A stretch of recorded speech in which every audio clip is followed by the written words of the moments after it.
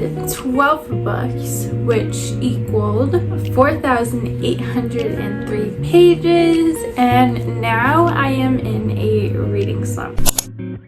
Hello friends, and welcome back. So today we are doing my May reading wrap up. Out of all the books, 33% were physical, 17% were audio, and 50% were digital. So I did not finish all the books on my TBR like I have been, and I have no explanation for that, which we'll get to later. So let's start with all the books that I read on audio. So they were only 2, and they are technically considered rereads because I was listening to ACOTAR, so A Court of Thorns and Roses and A Court of Mist and Fury on audio because they had the dramatized versions. And I think Audible was having some kind of sale, so I think that's why I downloaded them. So those are the only 2 books that I listened and reread. I didn't rate them just because, I don't know, like I've already read them, so I don't want to re-rate them. Let's move on to my physical books. So physically, I read 4 books, and they are right here. So we'll start with Wild Love by Elsie Silver. So I gave this book 4 stars. I actually really enjoyed it. I liked this version of the single dad trope. It is not your typical single dad trope, and I liked Elsie's twist on this. I did go in thinking that this was a cowboy romance. It's not, and I'm perfectly fine with that. So you follow Ford Grant. When I tell you this man is so fine. When I tell you this man is scrumptious. And his best friend's little sister Rosie, and they also happen to be childhood best friends, Rosie and Grant. And Mr. Ford Grant is a billionaire, so he moves back to his small town. He's wanting to do like a record business, like a record deal business, I think that's what it's called, a recording studio. He's building a recording studio this entire time, and he's just kind of wanting to build a business there in their small town, Rose Hill. And so he runs into Rosie again. I think it was when he was meeting up with her brother. And so, like I said, they are childhood best friends, so they do know each other, and it's also brother's best friend for Rosie. And I loved that in this book you have little, I forgot what it's called, diary, like you kind of see Rosie's diary and just how Rosie was feeling as a teen, and you know, all her thoughts and feelings. And of course, as always, there is meaning to Elsie's covers. So if you know, you know. And I think it's so sweet. I cannot wait for the entire series because I do love the single dad trope. And I honestly, I don't think I usually rate the first book in a series 5 stars, so I don't think 4 stars is bad. I know this book was very hit or miss for a lot of people, but Elsie knows what she's doing. Her banter is bantering as always, and just like her romances are so lovable in my opinion. So yeah, I highlighted a lot, I dog-eared a lot, so I really did enjoy this and I would recommend. So the next book I read was A First by Sophie Lark, meaning this was my first book by Sophie Lark. It's a brutal print. And I ended up giving this 3.5 stars as my first little Sophie, Lark, and Mafia romance story. I really did enjoy it. Like, it was not bad. I will say I really did enjoy this. Was pure enemies to lovers, like actual real enemies to lovers, because I find that often authors will say something is enemies to lovers, but I'm not getting that vibe, but this one did. I'm gonna need more illustrations in books, because I'm one of those people that cannot, like, I don't see movies when I read. Like, I don't know. And honestly, I really do appreciate the whole illustration. So it's between these two families, the Gallows and the Griffins, and it's an arranged marriage between I always forget names, Ada and Callum. And so by the end, I absolutely really adore them, and I think that was my main problem, that the entire time during the book, I wasn't hooked. I'm definitely excited to continue the series and see where this is going to go. The epilogue absolutely had me, and I think that's another reason why I can't wait to continue the series, because the epilogue was so sweet, and I actually did enjoy the relationship by the end.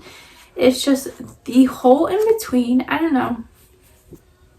So let's talk about this chonker, and it is Heir by Sarah J Maas. This year my goal is to finish the whole Throne of Glass series, and yeah, I was very happy to have read this book and to meet all our new characters and fall in love with some characters. And I gave this book 4.5 stars. So far I haven't rated anything in the Throne of Glass series 5 stars. I don't know if I'm like waiting for that 5-star feeling, but this book came pretty close. And because of this book, I still have a reading slump. As soon as I finished this book, I did not want to read anything after this. Like, I don't know why, like nothing could catch my attention. So there's a lot of books that I will talk about in the end that I just had no intention of finishing, and it'll be all because of this. I really don't know why, because everything was going perfectly fine before this book, and then I finished it. I did like it.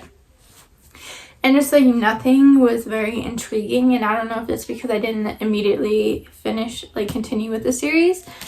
And usually I don't have that issue, but I did for this book, so 4.5. And then the last physical book that I read, well, technically I didn't finish this physically. I did start it, which is why I still currently have a bookmark. I just finished it on audio right before this video. And it is A Fate Inked in Blood by Danielle L. Jensen. So this book is Vikings, and I think it's based off of her show, like her favorite show, Vikings or something like that. I started it and it did not capture my attention like I thought it was going to. I was honestly pretty confused from page 1, and I stopped reading it physically at page like 100, which is chapter 10. I stopped reading it physically by chapter 10. And I continued it on audio, and that is honestly the only way that I could get through this book. I have not rated it yet, just because I still don't know completely what my thoughts are on this book. And even trying to talk about it, I honestly can't tell you much about it because I don't really remember much about it. Besides, her name is Freya, and then you have Bjorn. I don't know why this book didn't catch my attention. I will probably not be reading or continuing the series just because book, like, this didn't call my name like I was expecting it to. And this was my first book club book, like, for my book club. So I had really, really high hopes. And I don't know if that is also a main reason why. Just because I had a lot of high hopes and I was so excited to read this book. But it didn't do it for me. So, yeah. Next, we're gonna start with Kindle books. So I bought this entire series just because I started it on Kindle and I started it on audiobook. And these beginning 3 books I have done a reading vlog for. So if you haven't seen it, I will link it above or wherever. But let's talk about King of Wrath by Anna Huang. I'm not going to go too much into detail because, like I said, I do have a dedicated reading vlog for these books. I started it on Kindle and then I started listening to it on audio at the same time, and I highly recommend the audio because the narrators, anyways. So yeah, I gave this book 4.5 stars. I still need to annotate everything that I did on my Kindle to this book. Highly recommend. I don't know, something is so addicting about her writing. But yeah, you follow Dante Russo, who is this CEO billionaire. Yes, billionaire with a B. And Vivian Lau. So they kind of have like a arranged marriage type situation, and that's all I'm gonna say. The next I do not physically own. I read Unconditional by Q.B. Tyler, and that is my first Q.B. Tyler book and my first taboo romance, and I gave that one 3 stars. I'm definitely gonna read more of Q.B. Tyler's books. This book, it did not work for me, and I think it's the main reason that I also said in the video is that the female main character, even though she was young, I found her quite annoying. So then I also read Only for the Week by Natasha Bishop, and I gave that one 3 stars as well. I just want to preface that 3 stars to me is not bad. Everyone's rating is different, and I think 3 stars it's just okay. Those were the 3 books that I read for a Kindle reading vlog. So if you want more in-depth reviews, please go watch that video. And yeah, let's get to the last 2, actually last 3. So I also read Hawke by Jessie. Hall is my first Jessie Hall book, and I ate that book up. Even though I ate it up, I gave it 3.75 stars. And there's a reason for that. So, I absolutely loved Hawke. I absolutely loved our characters, but because it has a cheating trope in it, even though it has a cheating trope in it, which is not my favorite trope. It's usually a trope that I tend to avoid. I truthfully thought it went on too long. Like, I didn't mind the cheating trope in this book. I think it stopped at like 80%, but it was hot. It was very sexy. I'm definitely gonna read more of her books. I loved her writing. Next, we have When Lies Unfold by R.C. Boldt. I rated that 3 stars, and so this is I think, what do they call it? Like a dark romance mystery, or like it's those vibes. But basically, this book is giving me vibes of what are they called? It's the characters from Good Girl. If you watched the Good Girl show, it's the guy who plays Manny Montana, and then the blonde. Basically, those are the vibes that the main characters in When Lies Unfold gave me. Our female main character, she is cleaning this house and happens to stumble upon something that she should not have seen. And so our male main character takes her back with him, even though usually, what happens to these people is that they are unalived usually. And so for some reason, our female main character is, I don't know, it's just, he's getting these vibes that she should stay alive. And so he also then throughout the book is trying to figure out why the way she is, because she knows things that typically, you know, regular everyday people aren't supposed to know. And so then he kind of finds out her secret, and she got big secrets. So yeah, I gave this book 3 stars. It was very long. I don't believe romance books should be like 500-600 pages, and honestly I think it was like 506 or something like that. There's a lot going on, like you were definitely immersed in the story. There's always something happening every chapter, so yeah, I recommend. And then my last book, which I am so excited to talk about because I read it. I saw a blurb of it on Bookstagram, and it is Devourer of Men by Nikki St. Crowe. I kind of went into the book not knowing much, and I literally finished it. I would technically say in a day, technically. I started it at like 2 o'clock in the morning. No, 1 o'clock in the morning. And I sadly, you know, obviously had to stop reading. And yeah, I was obsessed. I didn't want to put it down. So it is a Peter Pan retelling. And so you've got Hook and Crocodile, also known as Rock, I think that's his name, or that's what he goes by, and then Wendy. But the majority of the time you are with Rock and Hook, and their tension is just everything, and their spicy scenes were spicy. There were so many quotes that I like highlighted on my Kindle, and so I think everybody should read this book. I rated it 5 stars. I absolutely loved it. And I will definitely be reading more of her books. I just loved her writing. It was easy to get into. Obviously, I was hooked if I was wanting to finish it. It does end in a cliffhanger, and I'm like hoping that this is going to be a series. I've also heard that this is a part of the Never After King series. I think that's what it's called. Her other series.